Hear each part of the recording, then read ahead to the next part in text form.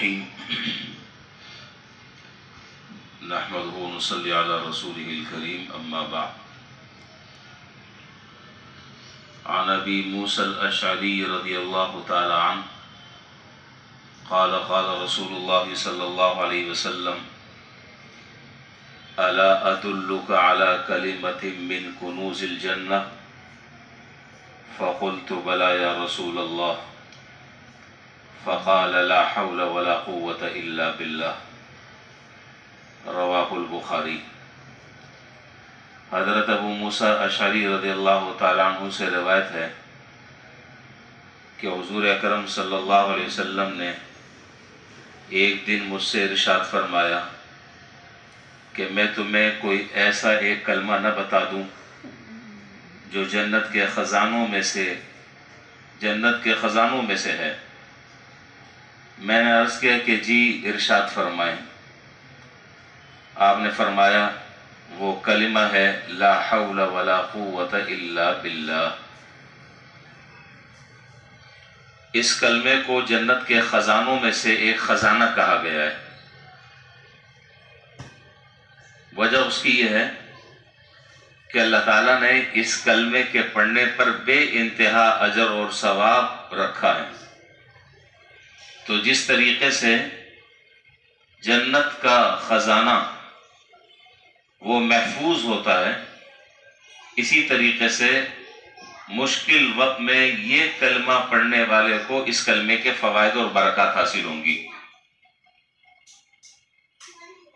اور بعض حضرات نے فرمایا کہ حضور صلی اللہ علیہ وسلم کا منشا اس لفظ سے اس کلمے کی عظمت کو بیان کرنا مقصود ہے اور اس کی قدر و قیمت بتلانا مقصود ہے کہ یہ جنت کے خزانوں کے جواہرات میں سے ایک نایاب جوہر ہے، ایک قیمتی جوہر ہے۔ کسی چیز کو بہت قیمتی بتانے کے لیے یہ بہترین اس کی تعبیر ہے۔ تو حضور صلی اللہ علیہ وسلم نے یہی تعبیر ارشاد فرمائی اور اس کلمے کو جنت کا خزانہ فرمایا۔ لا حول ولا قوت الا باللہ، یہ جو کلمہ ہے اس کا مطلب آپ جانتے ہیں کہ کسی کام کی سعی اور حرکت، اس کی کرنے کی قوت اور طاقت اللہ ہی کی طرف سے ہے۔ کوئی طاعت عبادت انجام انسان نہیں دے سکتا مگر اللہ کی توفیق سے، کسی گناہ سے نہیں بچ سکتا مگر اللہ کی توفیق سے۔ اللہ تعالیٰ توفیق دیں گے تو طاعات اور عبادات انجام انسان دے سکے گا، اللہ توفیق دیں گے منکرات سے، گناہوں سے انسان بچ سکے گا، ورنہ بچنا ممکن نہیں ہے۔ اور دوسری روایت میں ہے اسی کلمے کے بارے میں مختلف روایتیں ہیں۔ ایک روایت تو یہ ہے جس میں اس کلمے کو جنت کے خزانوں میں سے ایک خزانہ کہا گیا ہے۔ دوسری روایت میں ہے کہ کان دواء من 99 داء ایسرها الہم۔ آپ نے فرمایا کہ یہ جو کلمہ ہے 99 بیماریوں کو دور کرتا ہے۔ یہ کلمہ 99 بیماریوں کو دور کرتا ہے اور ان میں سے سب سے ادنا ترین درجہ وہ غم اور حزن، پریشانی اللہ تعالیٰ اس کلمے کے پڑھنے کی برکت سے رفع فرما دیتے ہیں، دور فرما دیتے ہیں۔ حضرت عقبہ بن عامر رضی اللہ تعالیٰ عنہ کی ایک روایت ہے حدیث کی کتابوں میں۔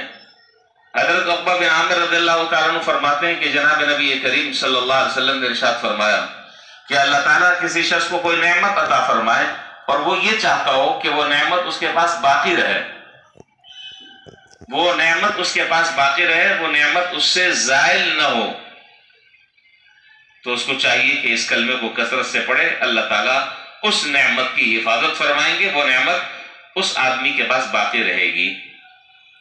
تو خلاصہ یہ ہے کہ یہ بڑا عجیب و غریب کلمہ ہے اور اس کی کوئی تعداد نہیں ہے، کوئی اس کا وقت مقرر نہیں ہے، اس کو پڑھنے کی کوئی خاص کیفیت اور ہیئت شریعت میں منقول اور ماثور نہیں ہے۔ جتنا زیادہ سے زیادہ ہو اس کلمات کو اپنے معمولات میں جاری کرنا چاہیے۔ لا حول ولا قوت الا باللہ، اور درمیان میں 8-10 دفعہ کے بعد لا حول ولا قوت الا باللہ العلی العظیم بھی پڑھ لیں، اور نہ بھی پڑھیں تو کوئی حرج نہیں ہے۔